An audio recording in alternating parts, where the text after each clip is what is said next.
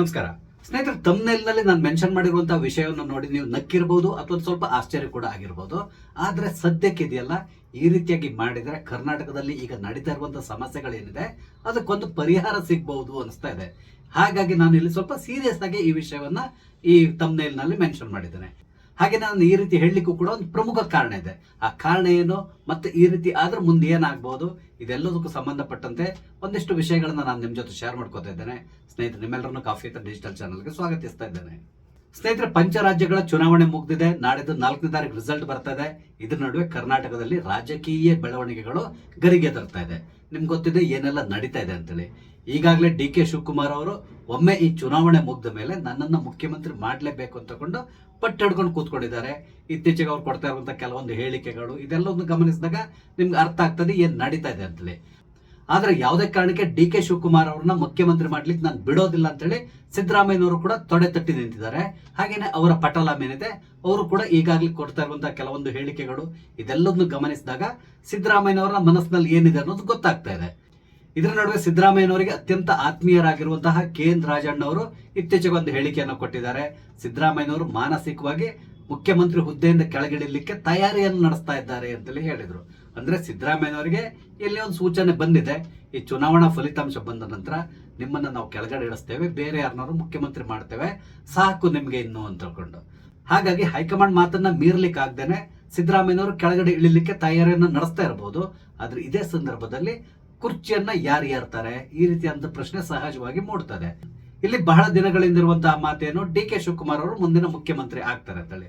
ಆದ್ರೆ DK ಶಿವಕುಮಾರ್ ಅವ್ರನ್ನ ಯಾವುದೇ ಕಾರಣಕ್ಕೆ ಮುಖ್ಯಮಂತ್ರಿ ಆಗಿ ನೋಡ್ಲಿಕ್ಕೆ ನಾವು ಇಷ್ಟಪಡಲ್ಲ ಅಂತೇಳಿ ಕಾಂಗ್ರೆಸ್ ನಲ್ಲಿರುವಂತಹ ಒಂದಿಷ್ಟು ಜನರು ಈಗಾಗಲೇ ಹೇಳ್ಕೊಂಡು ಬಂದಿದ್ದಾರೆ. ಅದಕ್ಕಾಗಿ ಈಗ ಅವರು ದಲಿತ ಅಸ್ತ್ರವನ್ನ ಪ್ರಯೋಗ ಮಾಡ್ಲಿಕ್ಕೆ ಪ್ರಾರಂಭ ಮಾಡಿದ್ದಾರೆ. ಒಂದ್ ವೇಳೆ ಸಿದ್ದರಾಮಯ್ಯನವರು ಕುರ್ಚಿಯಿಂದ ಕೆಳಗಡೆ ಹೇಳಿದ್ರೆ ಓರ್ವ ದಲಿತ ನಾಯಕನನ್ನೇ ನಾವು ಮುಖ್ಯಮಂತ್ರಿ ಮಾಡಬೇಕು, ಈ ರೀತಿಯಾಗಿ ಹಲವಾರು MLAಗಳು ಈಗಾಗಲೇ ಹೇಳಿಕೆಗಳನ್ನು ಕೊಡ್ಲಿಕ್ಕೆ ಪ್ರಾರಂಭ ಮಾಡಿದ್ದಾರೆ. ನೀವು ಗಮನಿಸಿರಬಹುದು, ನಿನ್ನೆ ಡಾಕ್ಟರ್ ಪರಮೇಶ್ವರ್ ಅವರು ಒಂದು ಹೇಳಿಕೆಯನ್ನು ಕೊಟ್ಟರು. ಒಂದ್ ವೇಳೆ ಮುಖ್ಯಮಂತ್ರಿ ಬದಲಾವಣೆ ಆದ್ರೆ ದಲಿತ ಮುಖ್ಯಮಂತ್ರಿ ಯಾಕೆ ಆಗ್ಬಾರ್ದು, ಅದರಲ್ಲಿ ದಲಿತ ನಾಯಕ ಅನ್ಸ್ಕೊಂಡಿರುವಂತಹ ಹಿರಿಯ ವ್ಯಕ್ತಿ ಮಲ್ಲಿಕಾರ್ಜುನ್ ಖರ್ಗೆ ಅವರು ಯಾಕೆ ಮುಖ್ಯಮಂತ್ರಿ ಆಗ್ಬಾರ್ದು, ಈ ರೀತಿಯಾಗಿ ಅವರು ಒಂದು ಹೇಳಿಕೆಯನ್ನು ಕೂಡ ಕೊಟ್ಟಿದ್ದಾರೆ.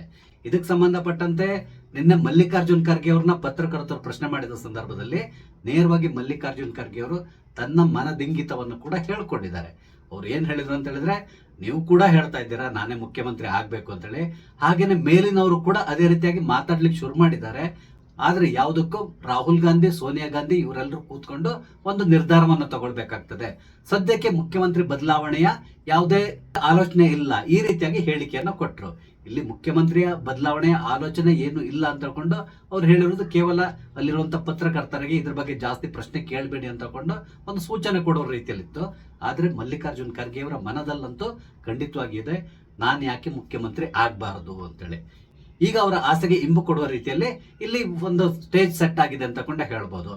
ಅಂದ್ರೆ ನಾಯಿ ಹಸಿತ್ತು ರೊಟ್ಟಿ ಹಳಸಿತ್ತು ಅಂತ ಹೇಳ್ತಾರಲ್ಲ, ಆ ರೀತಿಯಾಗಿ ಈಗ ಮಲ್ಲಿಕಾರ್ಜುನ್ ಖರ್ಗೆ ಅವರಿಗೆ ಅನಾಯಾಸವಾಗಿ ಕರ್ನಾಟಕದ ಮುಖ್ಯಮಂತ್ರಿ ಪಟ್ಟ ಒಲಿಯುವಂತ ಸಾಧ್ಯತೆ ಇದೆ. ಅದಲ್ಲದೆ ಒಂದ್ ವೇಳೆ ಮುಖ್ಯಮಂತ್ರಿ ಆಗಿ ಮಲ್ಲಿಕಾರ್ಜುನ್ ಖರ್ಗೆ ಅವರು ಇಲ್ಲಿ ಪದಗ್ರಹಣ ಮಾಡಿದ್ರೆ ಅದು ನೇರವಾಗಿ ಸಿದ್ದರಾಮಯ್ಯನವರ ವಿರುದ್ಧವಾಗಿ ಸೇಡು ತೀರಿಸಿಕೊಂಡ ರೀತಿಯಲ್ಲೂ ಕೂಡ ಇರ್ತದೆ.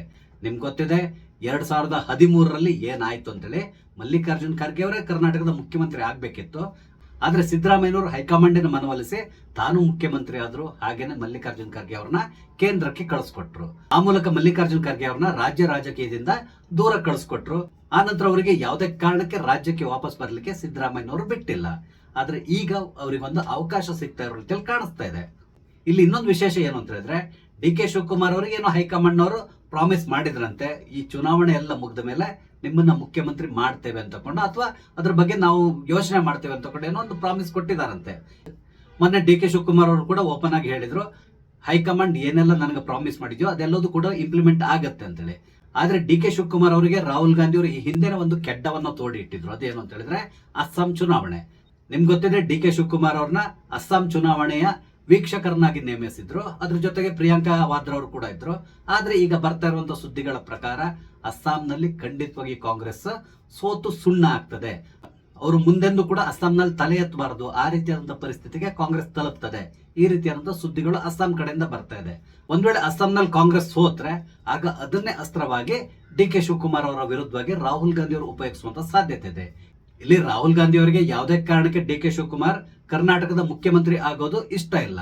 ಡಿ ಕೆ ಶಿವಕುಮಾರ್ ಅವರ ಬೆನ್ನಿಗೆ ನಿಂತವರು ಕೇವಲ ಸೋನಿಯಾ ಗಾಂಧಿ ಮತ್ತು ಪ್ರಿಯಾಂಕಾ ವಾದ್ರಾ.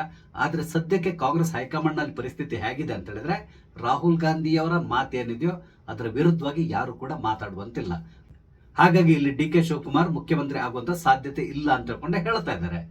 ಆದ್ರೆ ಇಲ್ಲಿರುವಂತ ಇನ್ನೊಂದು ಸಮಸ್ಯೆ ಏನು ಅಂತ ಹೇಳಿದ್ರೆ, ಒಂದ್ ವೇಳೆ ಮಲ್ಲಿಕಾರ್ಜುನ್ ಖರ್ಗೆ ಅವ್ರನ್ನೇ ಏನಾದ್ರೂ ಮುಖ್ಯಮಂತ್ರಿ ಮಾಡಿದ್ರೆ ಅದನ್ನ ಡಿ ಕೆ ಶಿವಕುಮಾರ್ ಮತ್ತು ಅವರ ತಮ್ಮ ಒಪ್ಕೊಳ್ತಾರ? ಖಂಡಿತವಾಗಿ ಅವರು ಒಪ್ಕೊಳ್ಳುವಂತ ಸಾಧ್ಯತೆ ಇಲ್ಲ. ಯಾಕಂತ ಹೇಳಿದ್ರೆ, ಒಂದು ತನ್ನನ್ನ ಮುಖ್ಯಮಂತ್ರಿ ಮಾಡಿಲ್ಲ ಅನ್ನೋ ಒಂದು ಬೇಸರ ಅವ್ರಿಗಿರ್ತದೆ. ಅದ್ರ ಜೊತೆಗೆ ಮಲ್ಲಿಕಾರ್ಜುನ್ ಖರ್ಗೆ ಈಗಾಗಲೇ ಓಡಾಡ್ಲಿಕ್ಕೂ ಕೂಡ ಕಷ್ಟ ಪಡ್ತಾ ಇದ್ದಾರೆ. ಇಂತಹ ಸಂದರ್ಭದಲ್ಲಿ ಅವ್ರನ್ನ ಇಲ್ಲಿ ಮುಖ್ಯಮಂತ್ರಿ ಅನ್ನಾಗಿ ಏನಾದ್ರು ಮಾಡಿದ್ರೆ ಆಗ ಅದರ ವಿರುದ್ಧ ಇಲ್ಲಿಯ ಜನತೆ ಕೂಡ ಸಿಡಿದೇಳುವಂತ ಸಾಧ್ಯತೆ ಇರ್ತದೆ. ಬೇರೆಯವರ ಸಹಾಯವಿಲ್ಲದೇನೆ ಓಡಾಡ್ಲಿಕ್ಕೆ ಆಗದೆ ಇರುವಂತವ್ರನ್ನ ಯಾಕೆ ಮುಖ್ಯಮಂತ್ರಿ ಮಾಡ್ತೀರಾ ಅಂತ ಕೊಂಡು ಜನತೆ ಪ್ರಶ್ನೆ ಮಾಡುವಂತ ಸಾಧ್ಯತೆ ಇರ್ತದೆ. ಅದಲ್ಲದೆ ಮಲ್ಲಿಕಾರ್ಜುನ್ ಖರ್ಗೆ ಅವರ ಹೆಸರಲ್ಲಿ ಅವರ ಪುತ್ರ ಪ್ರಿಯಾಂಕ್ ಖರ್ಗೆ ಆಡಳಿತ ನಡೆಸುವಂತ ಸಾಧ್ಯತೆಗಳು ಕೂಡ ಇರ್ತದೆ. ಒಂದ್ ವೇಳೆ ಏನಾದ್ರೂ ಪ್ರಿಯಾಂಕ್ ಖರ್ಗೆ ಅವರಿಗೆ ಇಲ್ಲಿ ಆಡಳಿತದ ಸೂತ್ರ ಸಿಕ್ತು ಅಂತ ಹೇಳಿದ್ರೆ ಕರ್ನಾಟಕದಲ್ಲಿ ಪರಿಸ್ಥಿತಿ ಯಾವ ಮಟ್ಟಿಗೆ ಹೋಗ್ಬಹುದು ನೀವು ಜಸ್ಟ್ ಯೋಚನೆ ಮಾಡಬಹುದು. ಹಾಗೇನೆ ಇಲ್ಲಿ ಇನ್ನೊಂದು ವಿಷಯದ ಬಗ್ಗೆ ನಾವು ಸ್ವಲ್ಪ ಮನನ ಮಾಡಬೇಕಾಗ್ತದೆ. ಅದೇನು ಅಂತ ಹೇಳಿದ್ರೆ, ಕಾಂಗ್ರೆಸ್ನ ಕಟ್ಟಾಳು, ಕಾಂಗ್ರೆಸ್ನ ಅತ್ಯಂತ ನಿಷ್ಠಾವಂತ ಕಾರ್ಯಕರ್ತ, ಟ್ರಬಲ್ ಶೂಟರ್ ಅನ್ಸ್ಕೊಂಡಿರುವಂತಹ ಡಿ ಕೆ ಶಿವಕುಮಾರ್ ಅವರು ಒಂದ್ ವೇಳೆ ಈ ಬಾರಿ ಮುಖ್ಯಮಂತ್ರಿ ಪಟ್ಟ ತಪ್ಪಿ ಹೋದ್ರೆ ಆಗ ಅವ್ರು ಏನ್ ಮಾಡಬಹುದು? ಈ ರೀತಿಯಂತ ಪ್ರಶ್ನೆ ಕೂಡ ಸಹಜವಾಗಿ ಮೂಡ್ತದೆ. ಯಾಕಂತ ಹೇಳಿದ್ರೆ, ಕಳೆದ ಚುನಾವಣೆ ಸಂದರ್ಭದಲ್ಲಿ ಒಕ್ಕಲಿಗ ಮತ ಸಂಪೂರ್ಣವಾಗಿ ಕಾಂಗ್ರೆಸ್ ಕಡೆ ಹೋಗ್ಲಿಕ್ಕೆ ಪ್ರಮುಖ ಕಾರಣ ಡಿ ಕೆ ಶಿವಕುಮಾರ್. ಯಾಕಂದ್ರೆ ಅವ್ರು ಹೋದಲ್ಲಿ ಬಂದಲ್ಲಿ ಹೇಳ್ಕೊಂಡು ಬಂದಿರೋದು ಏನು ಅಂತ ಹೇಳಿದ್ರೆ, ನಾನೇ ಮುಂದಿನ ಮುಖ್ಯಮಂತ್ರಿ ಅಂತೇಳಿ. ಹಾಗಾಗಿ ಇಲ್ಲಿ ಒಕ್ಕಲಿಗರು ನಮ್ಮ ಜಾತಿಯವನು ಮುಖ್ಯಮಂತ್ರಿ ಆಗ್ತಾನೆ ಅಂತ ಹೇಳ್ಕೊಂಡು ಬಹಳ ಆಸೆಗಳಿಂದ ನೋಡ್ತಾ ಇದ್ದಾರೆ. ಆದ್ರೆ ಅವರ ಆಸೆ ಈಡೇರುವಂತ ಸಾಧ್ಯತೆಗಳು ತುಂಬಾ ಕ್ಷೀಣವಾಗ್ತದೆ. ಒಂದ್ ವೇಳೆ ಡಿ ಕೆ ಶಿವಕುಮಾರ್ ಅವರಿಗೆ ಮುಖ್ಯಮಂತ್ರಿ ಆಗುವಂತಹ ಚಾನ್ಸ್ ತಪ್ಪಿ ಹೋದ್ರೆ ಆಗ ಈ ಒಕ್ಕಲಿಗ ಸಮೂಹ ಕೂಡ ಕಾಂಗ್ರೆಸ್ನ ವಿರುದ್ಧವಾಗಿ ತಿರುಗಿ ಬೀಳುವಂತಹ ಸಾಧ್ಯತೆಗಳಿರ್ತದೆ. ಅದ್ರ ಜೊತೆಗೆ ಡಿ ಕೆ ಶಿವಕುಮಾರ್ ಅವರ ಮೇಲೂ ಕೂಡ ಒತ್ತಡ ಬೀಳ್ಲಿಕ್ಕೆ ಪ್ರಾರಂಭ ಆಗ್ತದೆ. ಆಗ ಡಿ ಕೆ ಶಿವಕುಮಾರ್ ಅವರು, ನಾನು ಕಾಂಗ್ರೆಸ್ನ ನಿಷ್ಠಾವಂತ ಕಾರ್ಯಕರ್ತ, ಕಾಂಗ್ರೆಸ್ಗೆ ಅತ್ಯಂತ ನಿಷ್ಠೆಯಿಂದ ಇರ್ತೇನೆ, ನಾನು ಸೋನಿಯಾ ಗಾಂಧಿ ಅವರ ಮಾತನ್ನ ನಾನು ಮೀರೋದಿಲ್ಲ, ರಾಹುಲ್ ಗಾಂಧಿ ಹಾಕಿರುವಂತ ಗೆರೆಯನ್ನ ದಾಟೋದಿಲ್ಲ, ಈ ರೀತಿ ಹೇಳ್ಕೊಂಡಿರ್ತಾರ, ಅಥವಾ ತನ್ನ ದಾರಿ ತನಗೆ ಅಂತ ಹೇಳ್ಕೊಂಡು ಬೇರೆ ಏನಾದ್ರೂ ವ್ಯವಸ್ಥೆ ಮಾಡ್ಕೊಳ್ತಾರ? ಈ ರೀತಿ ಅಂತ ಪ್ರಶ್ನೆ ಸಹಜವಾಗಿ ಮೂಡ್ತದೆ. ನನಗೆ ಇಲ್ಲಿ ಅನಿಸ್ತಾ ಇರೋದು ಏನು ಅಂತ ಹೇಳಿದ್ರೆ, ಇದು ಆಗ್ಲಿಕ್ಕಿಲ್ಲ ಅಂತದೆ. ಯಾಕಂದ್ರೆ ಡಿ ಕೆ ಶಿವಕುಮಾರ್ ಅವರ ಇತ್ತೀಚಿನ ಹಾವ ಭಾವ, ಅವ್ರು ನಡ್ಕೊಳ್ತಾ ಇರುವಂತ ರೀತಿ, ಇದೆಲ್ಲದನ್ನು ನೋಡಿದ್ರೆ ಖಂಡಿತವಾಗಿ ಡಿ ಕೆ ಶಿವಕುಮಾರ್ ಅಷ್ಟೊಂದು ಧೈರ್ಯವನ್ನು ತೋರ್ಲಿಕ್ಕಿಲ್ಲ ಅನ್ಸ್ತದೆ. ಅಂದ್ರೆ ನಾನು ಏನ್ ಹೇಳಲಿಕ್ಕೆ ಹೊರಟಿದ್ದೇನೆ ಅಂತ ಹೇಳಿದ್ರೆ, ಅಸ್ಸಾಂನ ಈಗಿನ ಮುಖ್ಯಮಂತ್ರಿ ಆಗಿರುವಂತಹ ಹಿಮಂತ್ ಬಿಸ್ವಾ ಶರ್ಮಾ ಅವರು ಯಾವ ರೀತಿಯಾಗಿ ಕಾಂಗ್ರೆಸ್ನಿಂದ ಸಿಡಿದು ಹೊರ ಬಂದು ಬಿಜೆಪಿಯನ್ನ ಸೇರ್ಕೊಂಡು ಈಗ ಬಿಜೆಪಿಯಲ್ಲಿ ಎಷ್ಟೊಂದು ಪ್ರಭಾವಿ ವ್ಯಕ್ತಿಯಾಗಿ ಬೆಳೆದಿದ್ದಾರೆ ಅನ್ನೋದು ನಿಮ್ಗೆ ಗೊತ್ತಿದೆ. ಆ ರೀತಿಯಾಗಿ ಡಿ ಕೆ ಶಿವಕುಮಾರ್ ಅವರು ಕೂಡ ನಡ್ಕೊಳ್ಬಹುದಾ? ಈ ರೀತಿಯಾದಂತಹ ಒಂದು ಡೌಟ್ ಕೂಡ ಎಲ್ಲರಲ್ಲೂ ಇದೆ. ಆದ್ರೆ ನನಗನ್ನಿಸ್ತಾ ಇದೆ ಡಿ ಕೆ ಶಿವಕುಮಾರ್ ಅವರು ಆ ರೀತಿ ಮಾಡ್ಲಿಕ್ಕೆ ಇಲ್ಲ ಅಂತೇಳಿ. ಯಾಕಂದ್ರೆ ಕಾಂಗ್ರೆಸ್ನ ಕಟ್ಟಾಳು, ನಿಷ್ಠಾವಂತ ಕಾರ್ಯಕರ್ತ, ಮುಂದೆ ಕಾಂಗ್ರೆಸ್ ನಲ್ಲಿ ಏನಾದ್ರೂ ಸಮಸ್ಯೆ ಆದ್ರೆ ಅದನ್ನ ಸರಿಪಡಿಸ್ಲಿಕ್ಕೆ ಒಂದು ಜನ ಬೇಕಲ್ಲ. ಹಾಗಾಗಿ ಡಿ ಕೆ ಶಿವಕುಮಾರ್ ಅವರು ಕಾಂಗ್ರೆಸ್ ನಲ್ಲಿ ಮುಂದುವರಿಬಹುದು. ಅದಲ್ಲದೇನೆ ಒಂದ್ ವೇಳೆ ಡಿ ಕೆ ಶಿವಕುಮಾರ್ ಅವ್ರನ್ನ ಏನಾದ್ರೂ ಮುಖ್ಯಮಂತ್ರಿ ಮಾಡಿದ್ರು ಕೂಡ ಅವರು ಕೇವಲ ಒಂದು 10-15 ದಿನದ ಮಟ್ಟಿಗೆ ಮುಖ್ಯಮಂತ್ರಿ ಆಗಿರುವಂತಹ ಸಾಧ್ಯತೆಗಳಿರ್ತದೆ. ಅಷ್ಟರೊಳಗಡೆ ಸಿದ್ದರಾಮಯ್ಯನವರು ಇವ್ರನ್ನ ಕೆಳಗಡೆ ಇಳಿಸ್ಲಿಕ್ಕೆ ಏನೆಲ್ಲ ಬೇಕೋ ಎಲ್ಲಾ ರೀತಿಯಾದಂತಹ ವ್ಯವಸ್ಥೆಯನ್ನ ಮಾಡ್ತಾರೆ. ಅಂದ್ರೆ ನಾನು ಹೇಳ್ತಾ ಇರೋದು, ಖಂಡಿತವಾಗಿ ರೆಸಾರ್ಟ್ ಪಾಲಿಟಿಕ್ಸ್ ಪ್ರಾರಂಭ ಮಾಡಿಸ್ಬಿಡ್ತಾರೆ ಸಿದ್ದರಾಮಯ್ಯನವರು. ಅವರು ನೇರವಾಗಿ ಭಾಗಿಯಾಗೋದಿಲ್ಲ, ಆದ್ರೆ ಬೇರೆಯವ್ರ ಮುಖಾಂತರ ಅದನ್ನ ಮಾಡೇ ಮಾಡ್ತಾರೆ. ಹಾಗಾಗಿ ಕರ್ನಾಟಕದಲ್ಲಿರುವಂತಹ ಎಲ್ಲಾ ಸಮಸ್ಯೆಗಳನ್ನ ನಿವಾರಣೆ ಮಾಡಬೇಕು ಅಂತ ಹೇಳಿದ್ರೆ ಇರುವ ಉತ್ತರ ಒಂದೇ ಒಂದು. ಅದೇನು ಅಂತ ಹೇಳಿದ್ರೆ, ರಾಹುಲ್ ಗಾಂಧಿ ಅವ್ರನ್ನ ನಮ್ಮ ರಾಜ್ಯದ ಮುಖ್ಯಮಂತ್ರಿಯನ್ನಾಗಿ ಘೋಷಣೆ ಮಾಡೋದು, ಹಾಗೆ ಅವ್ರನ್ನ ಇಲ್ಲಿ ಪಟ್ಟದಲ್ಲಿ ಕೂರಿಸೋದು. ಆ ಮುಖಾಂತರ ಕರ್ನಾಟಕ ಕಾಂಗ್ರೆಸ್ ನಲ್ಲಿರುವಂತಹ ಎಲ್ಲಾ ಸಮಸ್ಯೆಗಳಿಗೆ ನಾವು ಪರಿಹಾರವನ್ನ ಕಂಡುಕೊಳ್ಬಹುದು ಅನಿಸ್ತಾ ಇದೆ. ಯಾಕಂತ ಹೇಳಿದ್ರೆ, ಒಂದ್ ವೇಳೆ ರಾಹುಲ್ ಗಾಂಧಿ ಕರ್ನಾಟಕದ ಮುಖ್ಯಮಂತ್ರಿ ಆದ್ರೆ ಆಗ ಇವ್ರು ಯಾರು ಕೂಡ ಕಮಕ್ ಕಿಮಕ್ ಅನ್ನುವ ಹಾಗಿಲ್ಲ. ರಾಹುಲ್ ಗಾಂಧಿಯನ್ನೇ ಒಪ್ಕೊಂಡು ಇವರು ಸುಮ್ಮನಿರ್ಬೇಕಾಗ್ತದೆ. ಆಗ ಇಲ್ಲಿ ಯಾವುದೇ ರೀತಿಯಂತ ಸಮಸ್ಯೆ ಕೂಡ ಇರೋದಿಲ್ಲ.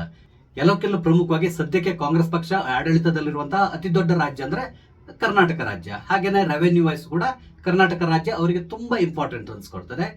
ಹಾಗಾಗಿ ಮುಂದಿನ 2 ವರ್ಷಗಳವರೆಗೆ ಕರ್ನಾಟಕದಲ್ಲಿ ಯಾವುದೇ ರೀತಿಯಾದಂತಹ ಸಮಸ್ಯೆ ಇಲ್ಲದೇ ಇರೋ ರೀತಿಯಲ್ಲಿ ಆಡಳಿತವನ್ನು ನಡೆಸ್ಕೊಂಡು ಹೋಗಬೇಕಾದಂತಹ ಅವಶ್ಯಕತೆ ಕಾಂಗ್ರೆಸ್ ಪಕ್ಷಕ್ಕಿದೆ.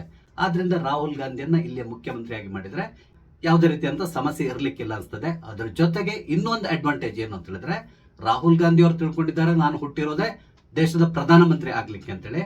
ಆದ್ರೆ ಆ ಆಸೆ ಈಡೇರುವಂತ ಸಾಧ್ಯತೆಗಳು ಇಲ್ವೇ ಇಲ್ಲ ಅಂತೇಳಿ ಹೇಳ್ಬೋದು. ಯಾಕಂದ್ರೆ ಅವ್ರನ್ನೀಗ ವಿಪಕ್ಷದ ನಾಯಕನನ್ನಾಗಿ ಮಾಡಿದ್ದಾರೆ. ಆದ್ರೆ ಅಲ್ಲಿ ಅವ್ರು ಕಾರ್ಯನಿರ್ವಹಿಸ್ತಾ ಇರುವಂತ ರೀತಿಯನ್ನು ನೋಡಿದ್ರೆ ಗೊತ್ತಾಗ್ತದೆ, ಒಂದ್ ವೇಳೆ ಇವರೇನಾದ್ರು ನಮ್ಮ ದೇಶದ ಪ್ರಧಾನಮಂತ್ರಿ ಆದ್ರೆ ಆಗ ಏನೆಲ್ಲ ಆಗ್ಬಹುದು ಅಂತ ಹೇಳ್ಕೊಂಡು. ಹಾಗೇನೆ ಇವ್ರ ಜೊತೆಗಿರುವಂತಹ ಮಿತ್ರ ಪಕ್ಷಗಳು ಕೂಡ ಖಂಡಿತವಾಗಿ ರಾಹುಲ್ ಗಾಂಧಿಯನ್ನ ಪ್ರಧಾನಮಂತ್ರಿ ಮಾಡ್ಲಿಕ್ಕೆ ಬಿಡೋದಿಲ್ಲ. ಇದು ಎಲ್ರಿಗೂ ಗೊತ್ತಿರುವಂತಹ ವಿಷಯ. ಹಾಗಾಗಿ ಅಟ್ಲೀಸ್ಟ್ ಯಾವ್ದಾದ್ರು ಒಂದು ರಾಜ್ಯದ ಮುಖ್ಯಮಂತ್ರಿ ಆದ್ರೆ ಅವ್ರಿಗೆ ಒಂದ್ ಸ್ವಲ್ಪ ಅನುಭವ ಕೂಡ ಸಿಗ್ತದೆ. ಹಾಗೇನೆ ಮುಂದೆ ಅಟ್ಲೀಸ್ಟ್ ನಾನು ಇಂಥ ರಾಜ್ಯದ ಮುಖ್ಯಮಂತ್ರಿ ಆಗಿದ್ದೇನೆ ಅಂತ ಕೂಡ ಹೇಳ್ಕೊಂಡು ಹೋಗ್ಬಹುದು. ಈಗ ಇನ್ನೊಂದು ಪ್ರಶ್ನೆ ಬರ್ಬಹುದು, ಇವರು ಉತ್ತರ ಭಾರತದವರು, ಇಲ್ಲಿಯ ಕರ್ನಾಟಕದಲ್ಲಿ ಯಾಕೆ ಮುಖ್ಯಮಂತ್ರಿ ಆಗ್ಬೇಕು ಅಂತ ಕೊಂಡು. ಕಾರಣ ಏನು ಅಂತ ಹೇಳಿದ್ರೆ, ಸದ್ಯದ ಪರಿಸ್ಥಿತಿಯಲ್ಲಿ ಉತ್ತರ ಭಾರತದಲ್ಲಿ ಯಾವುದೇ ರಾಜ್ಯದಲ್ಲಿ ಕಾಂಗ್ರೆಸ್ ಪಕ್ಷ ಅಧಿಕಾರಕ್ಕೆ ಬರುವಂತ ಸಾಧ್ಯತೆಗಳಿಲ್ಲ. ಆಲ್ಮೋಸ್ಟ್ ಕಾಂಗ್ರೆಸ್ ಪಕ್ಷ ಅಲ್ಲಿ ಅವನತಿಯ ಹಂತದಲ್ಲಿದೆ. ಅವ್ರಿಗೆ ಏನಾದ್ರೂ ಸ್ವಲ್ಪ ಆಶಾ ಕಿರಣ ಇರೋದು ನಮ್ಮ ದಕ್ಷಿಣ ಭಾರತದಲ್ಲಿ, ಅದರಲ್ಲೂ ಪ್ರಮುಖವಾಗಿ ಕರ್ನಾಟಕದಲ್ಲಿ ಕಾಂಗ್ರೆಸ್ ಪಕ್ಷ ಖಂಡಿತವಾಗಿ ಅತ್ಯಂತ ಬಲಿಷ್ಠವಾಗಿದೆ. ಅದಲ್ಲದೇನೆ ಇಲ್ಲಿ ಬಿಜೆಪಿ ಮತ್ತು ಕಾಂಗ್ರೆಸ್ನವರ ನಡುವೆ ಒಂದು ಹೊಂದಾಣಿಕೆ ಇದೆ, ಅಡ್ಜಸ್ಟ್ಮೆಂಟ್ ಪಾಲಿಟಿಕ್ಸ್ ತುಂಬಾ ಚೆನ್ನಾಗಿ ನಡೀತದೆ. ಆದ್ರಿಂದ ರಾಹುಲ್ ಗಾಂಧಿ ಅವರಿಗೆ ಒಂದು ಅದ್ಭುತವಾದಂತಹ ಅವಕಾಶ ಇರೋದು ಕರ್ನಾಟಕದ ಮುಖ್ಯಮಂತ್ರಿ ಆಗೋದು. ಲ್ಯಾಂಗ್ವೇಜ್ ಎಲ್ಲ ಬಿಡಿ, ಏನು ಕರ್ನಾಟಕದಲ್ಲಿ ಏನು ಸಮಸ್ಯೆ ಆಗ್ಲಿಕ್ಕಿಲ್ಲ. ಅವ್ರು ಇಂಗ್ಲಿಷ್ ಗೊತ್ತಿದೆ, ಹಿಂದಿ ಗೊತ್ತಿದೆ. ನಾವು ಇಂಗ್ಲಿಷ್ ಮತ್ತು ಹಿಂದಿ ಎರಡನ್ನೂ ಅರ್ಥ ಮಾಡ್ಕೊಳ್ಳುವಂತ ಕೆಪಾಸಿಟಿ ನಮಗಿದೆ. ಆದ್ರಿಂದಾಗಿ ಭಾಷೆ ವಿಷಯದಲ್ಲಿ ಯಾವುದೇ ರೀತಿಯಾದ ಸಮಸ್ಯೆ ಆಗೋದಿಲ್ಲ. ಹಾಗೇನೆ ಮುಂದಿನ ದಿನಗಳಲ್ಲಿ ನಮ್ಮ ರಾಜ್ಯದ ಕಾಂಗ್ರೆಸ್ ನಾಯಕರು ಅಥವಾ ಡಿ.ಕೆ. ಶಿವಕುಮಾರ್ ಇರ್ಬೋದು, ಹೈಕಮಾಂಡ್ ನ ಭೇಟಿ ಮಾಡಬೇಕು ಅಂತಕೊಂಡು ಪದೇ ಪದೇ ದೆಹಲಿಗೆ ಹೋಗುವಂತ ಕೆಲಸ ಕೂಡ ಉಳಿತದೆ. ಯಾಕಂದ್ರೆ ಹೈಕಮಾಂಡೇ ಇಲ್ಲಿರ್ತದೆ ಕರ್ನಾಟಕದಲ್ಲಿ. ಹಾಗೆ ಎಲ್ಲ ಸಮಸ್ಯೆಗಳಿಗೆ ತ್ವರಿತ ಪರಿಹಾರ ಕೂಡ ಸಿಗ್ತದೆ. ಇಲ್ಲಿ ರಾಹುಲ್ ಗಾಂಧಿ ಅವರು ಮುಖ್ಯಮಂತ್ರಿ ಆಗೋದ್ರಿಂದ ನಮ್ಗಿರುವಂತಹ ಕೆಲವೊಂದು ಕನ್ಫ್ಯೂಷನ್ಸ್ ಕೂಡ ನಿವಾರಣೆ ಆಗೋಗ್ತದೆ. ಅದೇನು ಅಂತ ಹೇಳಿದ್ರೆ, ದಿನ ಬೆಳಗಾದ್ರೂ ನಾವೀಗ ಕೇಳ್ತಾ ಇರೋದೇನೋ, ಸಿದ್ದರಾಮಯ್ಯನವರು ಯಾವಾಗ ಕೆಳಗಿಳಿತಾರೆ, ಸಿದ್ದರಾಮಯ್ಯನವರ ನಂತರ ಯಾರು ಮುಖ್ಯಮಂತ್ರಿ ಆಗ್ತಾರೆ, ಡಿ.ಕೆ. ಶಿವಕುಮಾರ್ ಆಗ್ತಾರ, ಡಾಕ್ಟರ್ ಪರಮೇಶ್ವರ್ ಆಗ್ತಾರ, ಜಾರಕಿಹೊಳಿ ಆಗ್ತಾರ, ಹಾಗೇನೆ ಎಂ.ಬಿ. ಪಾಟೀಲ್ ಆಗ್ತಾರ, ಈ ರೀತಿಯಾದಂತಹ ಹಲವಾರು ಹೆಸರುಗಳು ಎಲ್ಲೆಡೆ ಓಡಾಗ್ತದೆ ಇದೆಯಲ್ಲ. ಈ ಕನ್ಫ್ಯೂಷನ್ ಕೂಡ ಸ್ಟಾಪ್ ಆಗಿ ಹೋಗ್ತದೆ. ಅಂದ್ರೆ ಇಲ್ಲಿ ರಾಹುಲ್ ಗಾಂಧಿ ಒಮ್ಮೆ ಮುಖ್ಯಮಂತ್ರಿ ಆದ್ರೆ ಮುಂದಿನ 2 ವರ್ಷದವರೆಗೆ ಅವ್ರನ್ನ ಅಲ್ಗಾಡಿಸ್ಲಿಕ್ಕೆ ಇಲ್ಲಿ ಯಾರ ಕೈಲೂ ಸಾಧ್ಯ ಆಗೋದಿಲ್ಲ. ಹಾಗಾಗಿ ಈ ಸಮಸ್ಯೆ ಕೂಡ ಪರಿಹಾರ ಆಗ್ತದೆ. ಹಾಗೂ ಈಗಾಗಲೇ ಪ್ರಿಯಾಂಕಾ ವಾದ್ರಾ ಅವರು ಕೇರಳದಿಂದ ಆರಿಸಿ ಪಾರ್ಲಿಮೆಂಟ್ಗೆ ಹೋಗಿದ್ದಾರೆ. ಈಗ ರಾಹುಲ್ ಗಾಂಧಿ ಅವರು ಕೂಡ ಇಲ್ಲೇ ನೆಲೆ ನಿಂತ್ರೆ ದಕ್ಷಿಣ ಭಾರತದಲ್ಲಿ ಕಾಂಗ್ರೆಸ್ ಮುಂದಿನ ದಿನಗಳಲ್ಲಿ ಬಲಿಷ್ಠ ಆಗ್ತಾ ಹೋಗ್ಬೋದು. ಹಾಗಾಗಿ ಕಾಂಗ್ರೆಸ್ನ ಅಸ್ತಿತ್ವ ಕೂಡ ಉಳ್ಕೊಳ್ಳುವಂತ ಸಾಧ್ಯತೆ ಇರ್ತದೆ. ಹಾಗಾಗಿ ನನ್ಗನ್ಸ್ತಾ ಇದೆ ರಾಹುಲ್ ಗಾಂಧಿ ಅವರು ಕರ್ನಾಟಕದ ಮುಖ್ಯಮಂತ್ರಿ ಆಗೋದು ಉತ್ತಮ ಅನಿಸ್ತಾ ಇದೆ. ಸ್ನೇಹಿತರೆ, ನಿಮ್ಗೇನ್ ಅನ್ಸ್ತದೆ? ಒಂದ್ ವೇಳೆ ರಾಹುಲ್ ಗಾಂಧಿ ನಮ್ಮ ರಾಜ್ಯದ ಮುಖ್ಯಮಂತ್ರಿ ಅನ್ನೋದಾದ್ರೆ ನಮ್ಗೆ ಒಳ್ಳೇದಾಗ್ತದ ಅಥವಾ ಕೆಟ್ಟದಾಗ್ತದ? ನಿಮ್ಮ ಅನಿಸಿಕೆಗಳನ್ನ ದಯವಿಟ್ಟು ಕಮೆಂಟ್ ಮುಖಾಂತರ ತಿಳಿಸಿ. ಹಾಗೇನೆ ಇಲ್ಲಿ ನಾನು ಹಂಚ್ಕೊಂಡಂತ ವಿಷಯ ಇಷ್ಟ ಆದ್ರೆ ಲೈಕ್ ಮಾಡಿ, ಶೇರ್ ಮಾಡಿ, ಹಾಗೇನೆ ನನ್ನ ಚಾನಲ್ ಸಬ್ಸ್ಕ್ರೈಬ್ ಮಾಡಿ. ನಮಸ್ತೆ, ಜೈ ಹಿಂದ್.